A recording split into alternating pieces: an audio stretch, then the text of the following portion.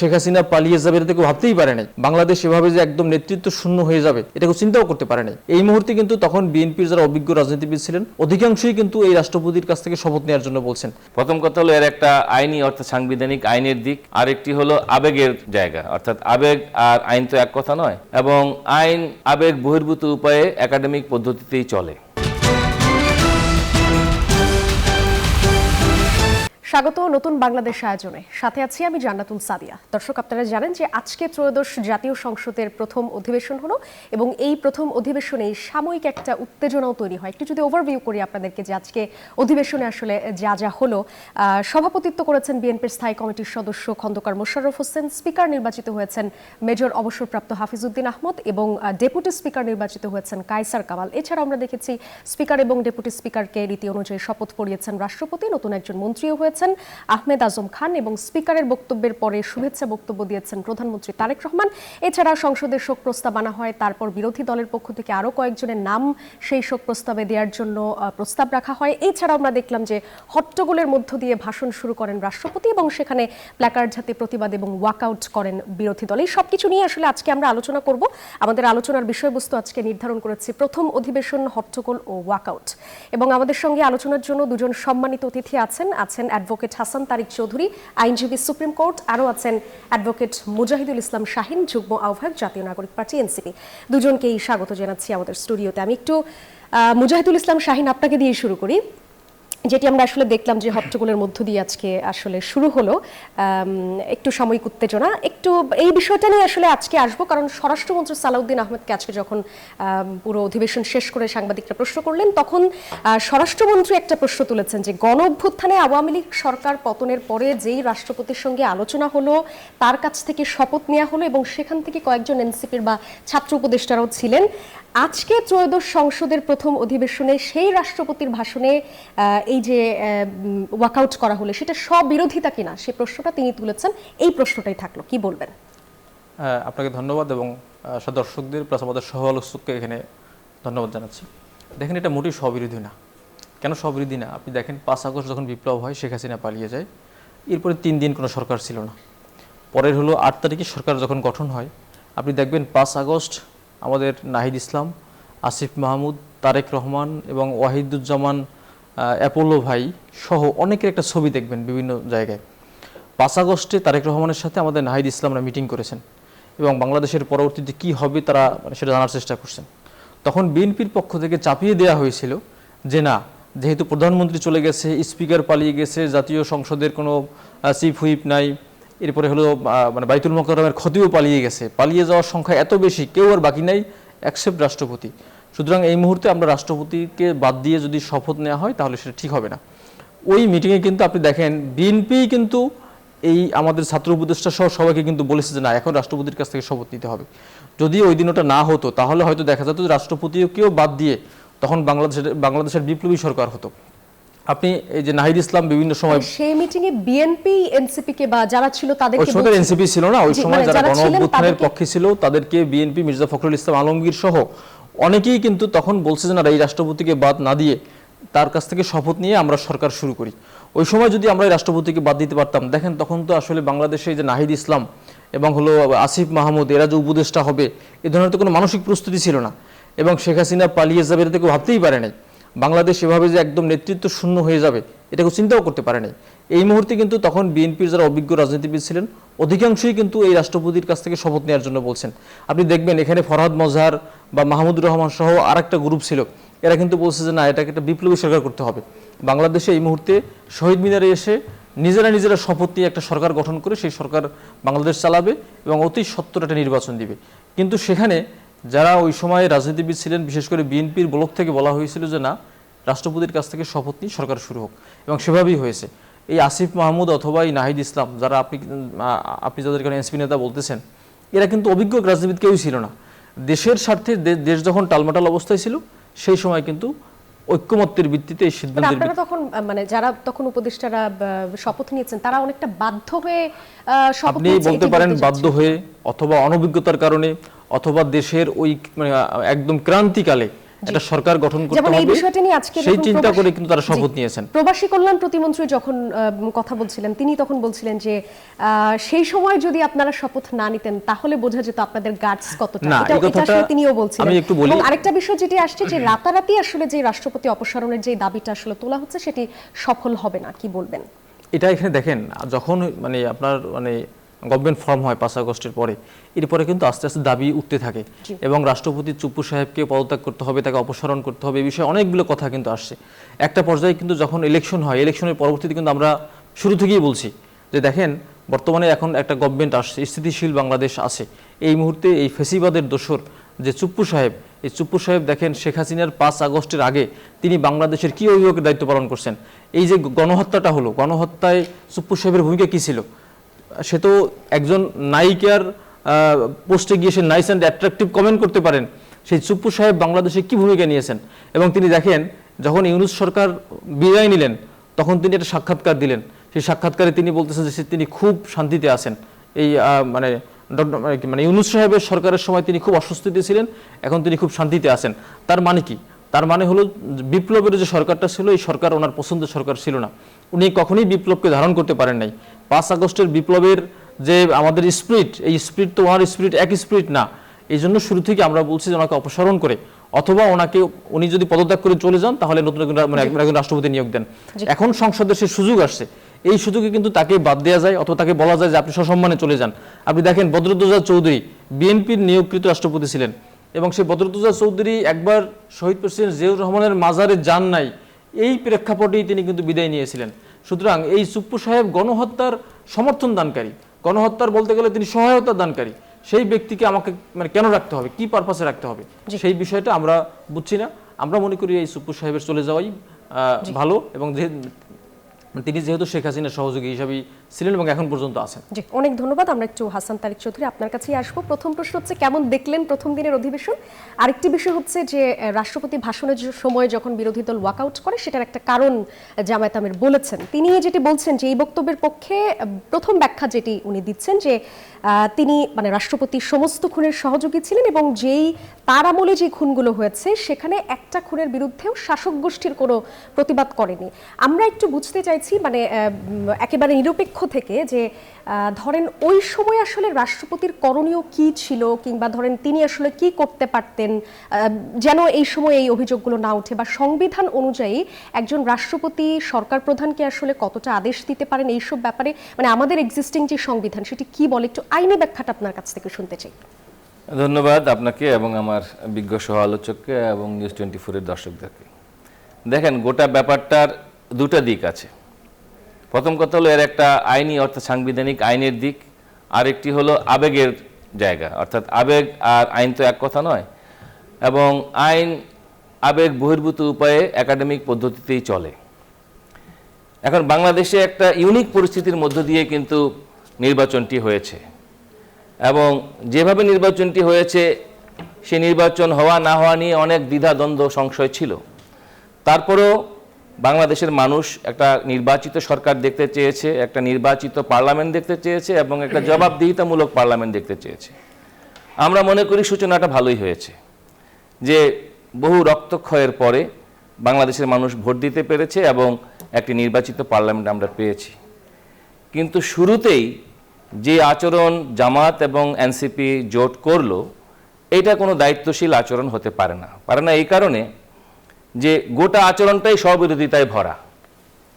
দেখেন, যেটা আমার বিজ্ঞ সমালোচক বলেছেন যে অনভিজ্ঞতা ছিল বা তাদের আবেগের জায়গা ছিল, হ্যাঁ, এবং পরিস্থিতির কথা বলেছেন। তো যখন আপনি অনভিজ্ঞ হবেন, অভিজ্ঞদের কাছ থেকেই তো শিখতে হবে। যখন দেশে সংকট তৈরি হয়, আমাদের সংকট মোচনের জন্য কোনো একটা জায়গা থেকে শুরু করতে হয়, এবং সেই শুরুর জায়গা নিয়ে যে বিতর্কটা ছিল যে এই সংবিধান, যে বিদ্যমান সংবিধান, সেটাকে ছুঁড়ে ফেলে দেওয়া হবে নাকি এই সংবিধানের আলোকেই আমরা পথ চলব। আমরা দেখেছি যে রাজনীতিতে যারা প্রাজ্ঞ তারা সবাই মিলে শেষমেশ নানা বিতর্কের পরে একটা জায়গায় তারা একমত হয়েছিলেন যে এই সংবিধানকে মেনেই তাদেরকে অগ্রসর হতে হবে, এবং সে কারণেই তারা কিন্তু রাষ্ট্রপতিকে রেখে দিয়েছিলেন, কারণ ওই জায়গা থেকেই তাদের শুরু করতে হবে। এবং যারা রাষ্ট্রপতিকে মেনে নিয়েছিলেন সে সময়ে বিএনপি সহ অন্যান্য যে দল, তাদেরও কিন্তু এই রাষ্ট্রপতি নিয়ে অনেক সমালোচনা, অনেক বিরোধিতার জায়গা ছিল।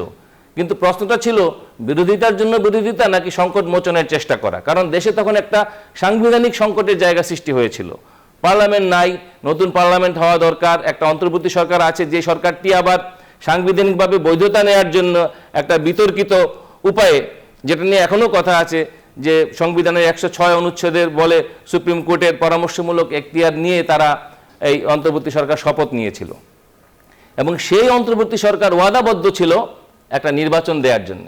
এবং যদিও নির্বাচন নিয়ে অন্তর্বর্তী সরকারের অনেক টালবাহানা ছিল, তারপরেও দেশে নির্বাচন হয়েছে, সরকার হয়েছে, এবং এই সরকার জনগণের কাছে জবাবদিহিতা, অর্থাৎ গণঅভ্যুত্থানের যে মূল চেতনা, যেটা ছিল একটা বৈষম্যহীন সমাজ, একটা অন্তর্ভুক্তিমূলক সমাজ, যে অন্তর্ভুক্তিমূলক সমাজের কথা এনসিপিও বলে। তো অন্তর্ভুক্তিমূলক সমাজ যদি করতে হয়, তাহলে সমাজের সকল অংশের মানুষের কথা তো সেখানে থাকতে হবে। এবং সেই জায়গায় আমরা দেখতে চাই যে এই পার্লামেন্টে এই দায়িত্বশীল আচরণ কারা করছে।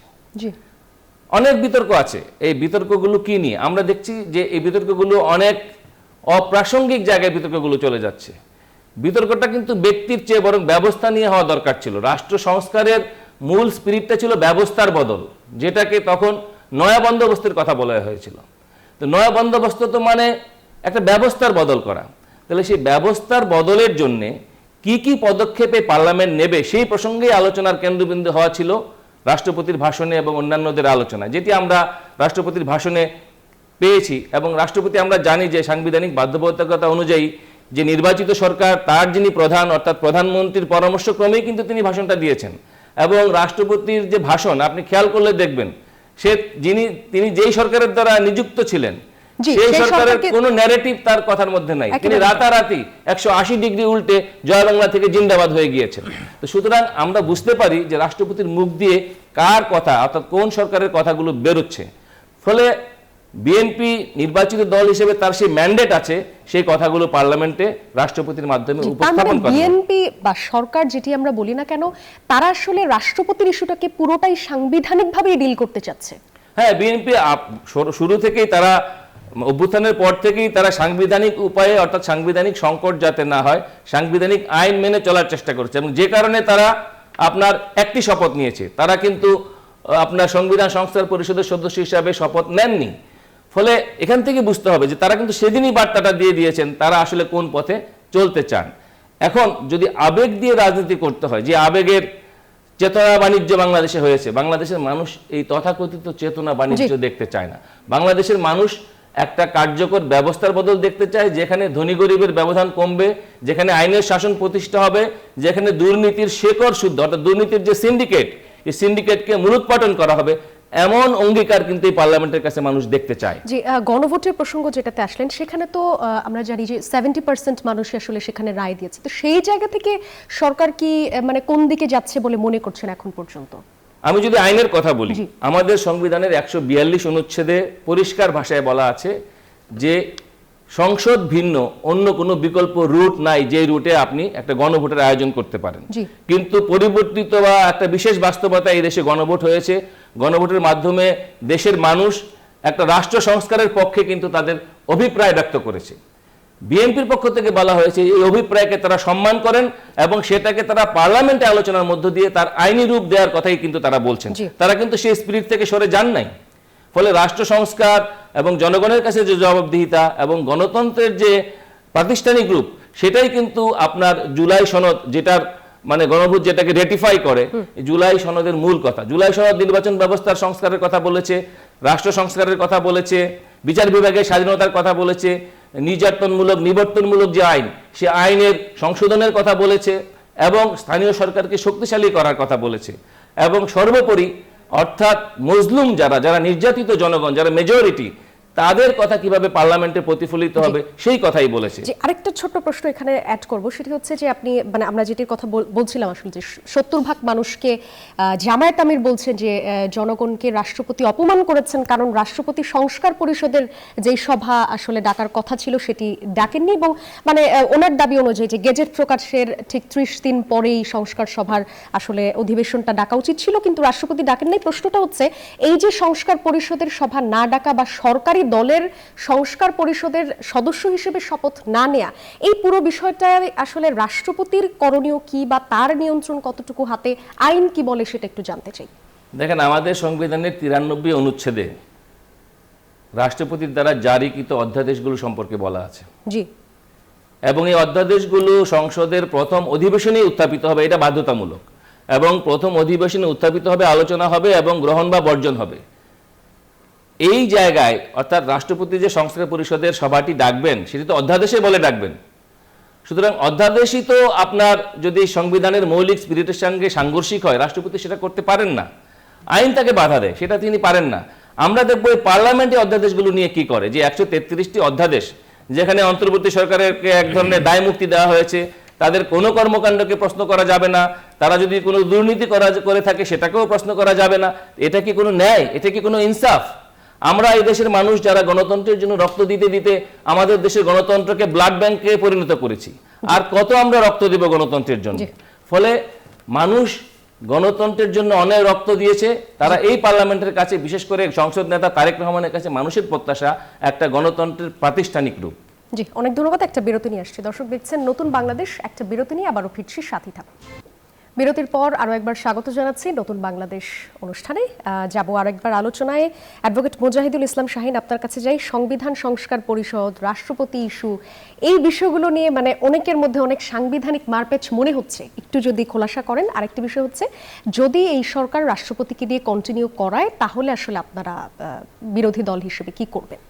আপনি দেখেন, বর্তমান যে সরকার বা ইলেকশন হয়েছে, ইলেকশন কিন্তু কোনো স্বাভাবিক ইলেকশন না। এটা গণ অভ্যুত্থানের পরে যখন আগের সরকার চলে গেছে, পালিয়ে গেছে, তখন কিন্তু ইলেকশনের প্রয়োজনীয়তা হয়েছে এবং মাঝখানে ইন্টারিম গভর্নমেন্ট ছিল, এরপরে সে ইলেকশন হলো। এখন এই ইলেকশনের আগে কিন্তু অনেকগুলো অধ্যাদেশ হয়েছে, যেমন আপনার গণভোট অধ্যাদেশ। এখানে আমাদের বিজ্ঞ তারেক ভাই তিনি বললেন যে আপনার হলো সংবিধানে আমরা পিক অ্যান্ড চুজ করতেছি, অথবা আমরা সংবিধান মানছি না। আপনি সংবিধান কে মানছে না? আপনি দেখেন, আপনার মানে তারেক রহমান বাংলাদেশের বর্তমান প্রধানমন্ত্রী, আমাদের শ্রদ্ধাভাজন বাংলাদেশের বর্তমান নেতৃত্ব আর কি, তিনি কিন্তু গণভোটের পক্ষে হা ভোট চেয়েছেন, ক্যাম্পেইন করেছেন যে আপনারা হা ভোট দিবেন। এরপরে সালাউদ্দিন সাহেব কিন্তু বর্তমান স্বরাষ্ট্রমন্ত্রী, তিনি একজন বিজ্ঞজন, আমার আইন ডিপার্টমেন্টের তিনি বড় ভাই। তিনি কিন্তু দেখবেন সংবিধান সংস্কার যেটা কমিশন ছিল এবং হলো ওই যে কনসেনসাস কমিশন ছিল, সেখানে কিন্তু এই গণভোটের পক্ষে কিন্তু তিনি বক্তব্য দিয়েছেন এবং গণভোটের রায় মেনে নেওয়ার কথা বলছেন। সেখানে গণভোটের পরে এসে তিনি ইউটার্ন দিলেন। গণভোট অধ্যাদেশ হলো, আপনি সেই অধ্যাদেশ মানবেন, কিন্তু আপনি এখন সংবিধানের দোহাই দিয়ে বলতেছেন যে না, আমি এটা এখন মানব না, আমি সংবিধান সংস্কার পরিষদের শপথ নেব না। না, এই প্রসঙ্গে উনি যেটা বলছেন যে গণভোটের রায়কে তারা সম্মান করেন এবং তারা আগে জাতীয় সংসদে যাবেন, যে সেইখানে আলাপ আলোচনা করে আইন প্রণয়ন করে সেইটা সংবিধানে অন্তর্ভুক্ত করবেন, তারপর যদি আসলে ঠিক হয় যে এই শপথ করাবেন, সেটি আসলে তারা করবেন। সেটা গণভোট অধ্যাদেশে কি বলা আছে? গণভোট অধ্যাদেশ অনুযায়ী তো আপনার গণভোটটা হলো, তা আপনি সেটা তো বাংলাদেশের আইন, সেই আইন অনুযায়ী আপনি গণভোটের পক্ষে হা ভোট চাইলেন, তাহলে আপনি গণভোটের অধ্যাদেশের তাহলে আপনি কতটুকু মানবেন? আপনি কেন আগে বলেন নাই যে না, আমরা সংবিধান সংস্কার পরিষদ চাই না? গণভোট অধ্যাদেশ যখন হলো তখন তো বিএনপি কিছুই বলে নাই, এবং সেই আইন একটা আইন হওয়ার আগে কিন্তু অনেক সময় সেটা আপনার ড্রাফটিং পর্যায়ে থাকে এবং রাজনৈতিক দলগুলোর কাছে কিন্তু বা বাংলাদেশের মানুষের কাছে কিন্তু এটা আপনার মতামত চাওয়া হয়। তখন কিন্তু বিএনপি বলে নাই না গণভোটের এই অধ্যাদেশগুলো বা এই অনুচ্ছেদগুলো আমি মানবো না, তা কিন্তু বলেন, তারা অ্যাজ এ হোল কিন্তু মেনেছেন সেটা। তাহলে সংবিধানের দোহাই দিয়ে আপনি সেটা মানবেন না কেন? সংবিধানে আছে হলো আপনার 4 ক অনুচ্ছেদ বা আর্টিকেল 4 কতে বলা আছে যে আপনি বঙ্গবন্ধুর সমস্ত প্রতিকৃতি সব জায়গায় রাখবেন, সব অফিসে রাখবেন। তা আপনি সেটা কি মানছেন? প্রধানমন্ত্রীর চেয়ারের পিছনে কি আপনার বঙ্গবন্ধুর ছবি আছে? তা আপনি সংবিধানের যেটা আপনার পছন্দ হবে সেটা মানবেন, যেটা পছন্দ হবে সেটা মানবেন না। বাংলাদেশের মানুষ তো গণভোটে রায় দিয়েছে, বাংলাদেশের মানুষের সাথে আপনি কেন মাকারি করবেন? বাংলাদেশের মানুষকে কেন আপনি মিসগাইড করবেন, মিসলিড করবেন? আপনি গণভোট অধ্যাদেশ অনুযায়ী গণভোট হলো, বাংলাদেশের মানুষ জানে যে সংবিধানে কি কি সংস্কার হবে, বাংলাদেশের মানুষ কিন্তু সংস্কার মানে এখন সচেতন হয়ে গেছে। আপনি নিশ্চয়ই দেখবেন গ্রামে গেলে ওই যে টিভিতে কিন্তু কি বক্তব্য দেয় সবাই শুনে, ফেসবুক সবাই স্ক্রোলিং করে, একজন রিক্সা চালকও কিন্তু ফেসবুক মানে চালাতে জানে এবং তিনি কিন্তু সাধারণত দেখতেছে যে কোন নেতা কি বলতেছেন। এবং আপনি দেখবেন গণ অভ্যুত্থানের সময় এই রিক্সা চালকটা যে মানে কি কি চমৎকার বক্তব্য দিয়েছেন, যে গণ অভ্যুত্থানের পক্ষে আপনার ভূমিকা পালন করছেন, সেই জনগণ গণভোটের পক্ষে কিন্তু রায় দিয়েছে এবং তারা বাংলাদেশের সংস্কার চায়, সংবিধানের সংস্কার চায়, পুলিশের সংস্কার চায়, আপনার দুর্নীতি দমনের মানে সংস্কার চায়। তো তো সেই মানুষ যখন ভোট দিল, আপনি সেই জনমতকে কেন উপেক্ষা করবেন? জি, তার মানে কি এক ধরনের অনিশ্চয়তা দেখেন কিনা এখন যে সংবিধান সংস্কার পরিষদের শপথ নিয়ে কেন্দ্র করে? অবশ্যই আপনার সংবিধান সংস্কার পরিষদের শপথ নেওয়া দরকার ছিল। আপনার এই যে গণভোট অধ্যাদেশের আর্টিকেল 8 অনুযায়ী, ওখানে আর্টিকেল 8-এ বলা আছে কে শপথ দিবে। সেখানে বলা আছে যে যিনি সংসদ সদস্যদের শপথ পড়াবেন তিনি একই বৈঠকে সংবিধান সংস্কার পরিষদের সদস্যদের শপথ দিবেন, এবং তারা কখন থেকে কাজ শুরু করবে, কখন তাদের কাজ শেষ হবে, এই গণভোট অধ্যাদেশের মধ্যে স্পেসিফিক্যালি বলা আছে। তাহলে আপনি কেন সেটা মানবেন না? এরপর হলো যে জুলাই জাতীয় সনদ সংবিধান সংস্কার বাস্তবায়ন আদেশ 2025, এই 25 যখন হয় তখন কিন্তু বিএনপির কোনো দ্বিমত ছিল না। সেই দ্বিমত না থাকার পরেও আপনি এখন এসে সেটা মানছেন না। তা আপনি সংবিধানের একটা পার্ট মানবেন ইচ্ছা মতো, আবার একটা মানবেন না। আপনি আবার বলবেন সংবিধানের দোহাই দিয়ে যে ভাই এখন নতুন রাষ্ট্রপতি ভাষণ দিবে, এই রাষ্ট্রপতিকে কি নতুন সংসদের পরে চেঞ্জ হয় না? আপনি চেঞ্জ করতে পারতেন না? ইভেন তো বিএনপির সরকারের সময় আমি আগেও বলছিলাম যে বদরুদ্দোজা চৌধুরী কিন্তু বিএনপির সরকার থাকা অবস্থা থেকে চেঞ্জ করা হয়েছিল। এখন আমরা মনে করি যেহেতু এই রাষ্ট্রপতি হত্যার সময়, গণ অভ্যুত্থানের সময় তার কোনো রোল ছিল না, এবং তিনি বলতে গেলে শেখ হাসিনার পক্ষেই অবস্থান নিয়েছিলেন, তাকে কেন আমার রাখতে হবে? আপনি বিএনপির একজন পূর্বী নেতাকে আপনি রাষ্ট্রপতি বানান, সমস্যা, আমরা আপত্তি করছি না, বাট ওনাকে চেঞ্জ করা উচিত। উনি কিন্তু সুযোগ পেলেই উনি হলো বাংলাদেশের সাধারণ মানুষের বিপক্ষে যাবে, এবং এই বর্তমান যে সরকার আছে, প্রধানমন্ত্রী তারেক রহমানকে যেভাবে নির্যাতন করে পিটিয়ে তার মেরুদণ্ডের হাড় ভেঙে দেওয়া হয়েছিল, এই রাষ্ট্রপতির সুযোগ পেলে আবার সেই ব্যবস্থায় ফিরিয়ে নিতে তিনি চেষ্টা করবেন, এবং তিনি কোনোভাবেই এই যে আমাদের গণ অভ্যুত্থানকে স্বীকার করেন না এবং ভবিষ্যতে করবেন না, এবং সুযোগ পেলে তিনি বলবেন যে গণ অভ্যুত্থান আসলে আমাকে দিয়ে এর বিরুদ্ধে জোর করে বলানো হয়েছে, এই অভ্যুত্থান চাই নাই, এরা সন্ত্রাসবাদী, এই কথা কিন্তু উনি সুযোগ পেলেই বলবেন। জি, অনেক ধন্যবাদ। একটু অ্যাডভোকেট হাসান তারিক চৌধুরী আপনার কাছে যাই। রাষ্ট্রপতিকে অভিশংসন করে গ্রেপ্তারের দাবি জানাচ্ছে এনসিপি। আমি যতটুকু আসলে দেখলাম যে ইতিহাসে এখন পর্যন্ত বাংলাদেশের কোনো রাষ্ট্রপতিকে সরাসরি অভিশংসন বা করে অপসারণ করা হয় নাই। দুইটা কারণেই তো মোটামুটি অভিশংসন আসলে করা যেতে পারে। 52-এর অনুচ্ছেদ অনুযায়ী দেখছিলাম যে একটা হচ্ছে সংবিধান লঙ্ঘন, আরেকটি হচ্ছে গুরুতর অসদাচরণ, এনসিপির দাবি অনুযায়ী। তাহলে রাষ্ট্রপতি আসলে কোনটিতে পড়বেন, কিংবা এখানে আসলে রাষ্ট্রপতিকে সরানোর সাংবিধানিক মারপ্যাচটা কি একটু যদি ব্যাখ্যাটা বলেন। দেখেন, রাষ্ট্রপতিকে সরানোর জন্য আলাদা কোনো সাংবিধানিক মারপ্যাচের দরকার নেই। এখানে দুইটা জায়গা আছে। সেটা হলো যে আমাদের দেশে কর্তার ইচ্ছায় কর্ম হয়। এখনো পর্যন্ত বাংলাদেশে যারা রাষ্ট্রপতি হিসেবে ওই চেয়ারে বসে থেকেছেন তারা ক্ষমতাসীন দলের ইচ্ছায় অনিচ্ছায় থেকেছেন, অনিচ্ছায় বের হয়ে গিয়েছেন। এর জন্য অভিশংসনের প্রয়োজন হয় নাই। এবং রাষ্ট্রপতি, এই যে রাষ্ট্রপতি যিনি এখন আছেন, তিনি তো হলো খেলার পুতুল, অর্থাৎ যখন যেমন তখন তেমন তার ভূমিকা আমরা দেখেছি। তার ভূমিকা বিগত পতিত সরকারের আমলে আমরা দেখেছি। তোতা পাখির মতো তিনি কথা বলেছেন এবং অনেক অহেতুক বিতর্কের জন্ম দিয়েছেন, অনেক ন্যাক্কারজনক ভূমিকা রেখেছেন।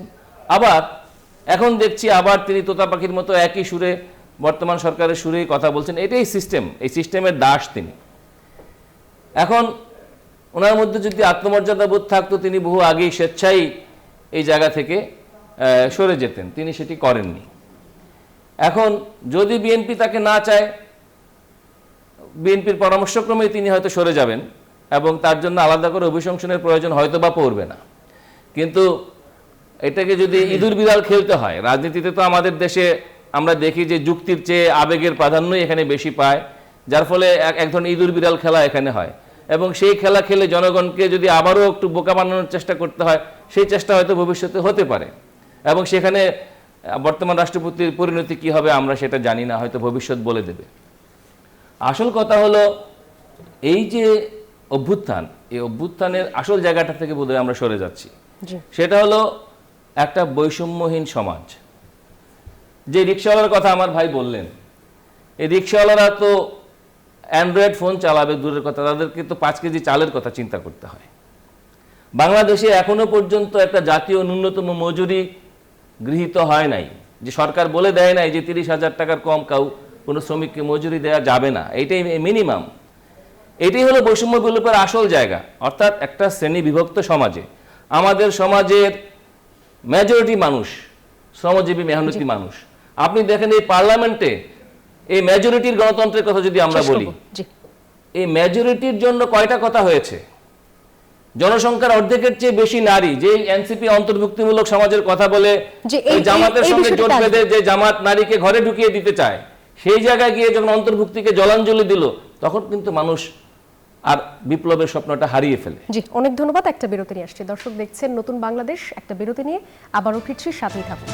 বিরতির পর আরও একবার স্বাগত জানাচ্ছি। আপনারা দেখছেন নতুন বাংলাদেশ। চলে যাব আলোচনায়। অ্যাডভোকেট হাসান তারিক চৌধুরী, আপনার কাছে আসি। অন্তর্বর্তী সরকারের সময় জারি করা আমরা দেখলাম যে 18 মাসে যেই 133টি অধ্যাদেশ জারি করেছিলেন সেগুলো আজকে সংসদে উপস্থাপন করা হয়েছে এবং অধ্যাদেশ পর্যালোচনায় একটা বিশেষ কমিটিও হয়েছে। কি মনে হচ্ছে সেগুলোর কতগুলো আসলে অনুমোদন কিংবা সংশোধন কিংবা আইনি ভিত্তিতে আসলে সরকার দিতে পারে বা দেবে, কি মনে করেন আসলে?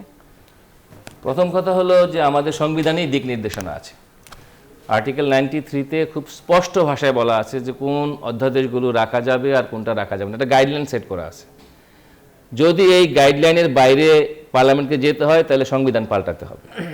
আপাতত সেটি হচ্ছে না। ফলে মানুষের প্রতি শ্রদ্ধাশীল থেকে এই 1.5 বছরে যে 133টি অধ্যাদেশ দিয়ে আরেক ধরনের যে ফ্যাসিবাদ কায়েম করা হয়েছিল, আমরা দেখতে চাই এই পার্লামেন্ট যেন সংসদীয় ফ্যাসিবাদ কায়েম না করে। যে আমলাতন্ত্র, যে দুর্নীতিবাদ আমলাতন্ত্র, সেটাকে যেন সে ভেঙে দেয়, যেটা এই ফ্যাসিবাদের সহায়ক। আজকে বাংলাদেশের মানুষ দেখতে চায় ইনসাফ। সেই ইনসাফটা কি? সেই ইনসাফটা হলো খেটে খাওয়া মেহনতি মানুষের কথা এই সংসদ প্রতিফলন ঘটাচ্ছে কিনা, আমাদের যে বিচারালয় এখানে কোনো মব হচ্ছে কিনা, এখানে কোনো দলীয় ফ্যাসিবাদ তন্ত্র কায়েম হচ্ছে কিনা, সেটার মধ্য দিয়ে বিচারের পথ রুদ্ধ হচ্ছে কিনা, আদালতে সিন্ডিকেট হচ্ছে কিনা, এই জায়গাগুলো বিলোপ করতে পারে অধ্যাদেশগুলো বাতিলের মধ্য দিয়ে। যে অধ্যাদেশগুলো গণবিরোধী, গণতন্ত্র বিরোধী, সংবিধান বিরোধী এবং অন্তর্ভুক্তিমূলক সমাজের বিরোধী, কোনো দায় মুক্তি নয়, ন্যায় বিচার, সেটা করার মধ্য দিয়ে যদি অধ্যাদেশগুলো এই কমিটি অনুমোদন দেয়, সেক্ষেত্রে অনুমোদন দেয় বা বাতিল করে, তাহলে আমরা বুঝতে পারবো যে একটা, যেটা তারেক রহমান সাহেব বলেছিলেন যে উই হ্যাভ এ প্ল্যান বা আই হ্যাভ এ প্ল্যান, সেই প্ল্যানটার একটা ইতিবাচক দিক আমরা দেখতে পাবো। অনেক ধন্যবাদ। আমি একটু মুজাহিদুল ইসলাম শাহীন আপনার কাছে আসবো। অধ্যাদেশ নিয়ে আপনাদের আসলে কি মন্তব্য? যদি বর্তমান সরকার সব আইনি ভিত্তি না দেয় আপনারা কি করবেন? আরেকটি বিষয় হচ্ছে ডেপুটি স্পিকার যে পদটা ছিল, আপনারা মানে গতকালকে দেখলাম জামাত আমির বললেন যে আমরা আসলে খণ্ডিত ডেপুটি স্পিকার চাই না, একটা প্যাকেজ চাই। সব মিলিয়ে আজকে তো আমরা দেখলাম সরকারি দল থেকে ডেপুটি স্পিকার হলেন। এই বিষয়ে আপনাদের আর কোনো অবস্থান আছে কিনা? যে আপনি দেখেন যে 133 অধ্যাদেশ যেটা হলো, এখানে অনেক গুরুত্বপূর্ণ অধ্যাদেশ আছে। আপনি বর্তমানে সিআরপিসি সংশোধন হয়েছে, সিপিসি সংশোধন হয়েছে, অনেকগুলো নতুন নতুন আইন হয়েছে এবং আইনের সংশোধন হয়েছে। এইগুলো কিন্তু এই আপনার অধ্যাদেশের মাধ্যমেই হয়েছে। সুতরাং ঢালাওভাবে বলার সুযোগ নেই যে 133টি অধ্যাদেশ এটা মানে এগুলো বাজে আইন বা ফেসিস্ট মানে বা ফেসিবাদের এটা সহায়ক হবে, এগুলো বলার কোনো সুযোগ নেই। এই 133টি অধ্যাদেশ আমি মোটামুটি একটা বই কিনেছিলাম, বইয়ের মধ্যে এগুলো সব আছে। আমি কন্টেন্টগুলো দেখার চেষ্টা করছি এবং আমি মনে করি যে 133টি অধ্যাদেশ সবই রাখা উচিত। এবং সেখানে গভর্নমেন্টের যে সংসদীয় কমিটি আছে সেখানে তো আজকে মানে এখানে উত্থাপন হয়েছে, এই কমিটিগুলো যাচাই করবে এবং যদি কোথাও কোনো গ্যাপ থাকে সেটা অবশ্যই সংসদ দেখবে। কিন্তু আমি মনে করি, আমি যতটুকু দেখেছি, এই 133টি অধ্যাদেশ রাখার মতো এবং বাংলাদেশের এখানে রিমার্কেবল অনেক আইন সংশোধন হয়েছে মানে এর মাধ্যমে। আর ডেপুটি স্পিকার নেই, এবং ডেপুটি স্পিকারের যে বিষয়টা আছে, বাংলাদেশের বর্তমান সংবিধানে ডেপুটি স্পিকার সরকারি দল ছাড়া দেওয়ার সুযোগ নেই। তা আপনি যদি সংবিধান সংস্কার না করেন তাহলে তো আপনি এই মুহূর্তে আমাকে যদি বলেন যে আমি আপনাকে ডেপুটি স্পিকার দেই, আপনি নেন, এটা একটা হাস্যকর বিষয়। এটা আমারও নেওয়া উচিত না এবং তাকেও অফার করার উচিত না। এটা হলো অবশ্যই খেয়াল রাখা উচিত। আপনি ওই যে অর্ধেক অর্ধেক সংবিধান মানবেন, আপনি বলবেন ডেপুটি স্পিকার সংবিধানে মানে নাই, তারপরে আপনি আমাকে সাধবেন, আবার অন্যদিকে আপনি সংবিধান সংস্কার পরিষদ আপনি মানে পালন করবেন না। এগুলো হাস্যকর হচ্ছে আর কি বিষয়গুলো। অনেক অনেক ধন্যবাদ আপনাদের দুজনকে আমাদের স্টুডিওতে আসবার জন্য। দর্শক, আপনারা দেখছিলেন নতুন বাংলাদেশ। এতক্ষণ যারা সঙ্গে ছিলেন সবাইকে অনেক ধন্যবাদ।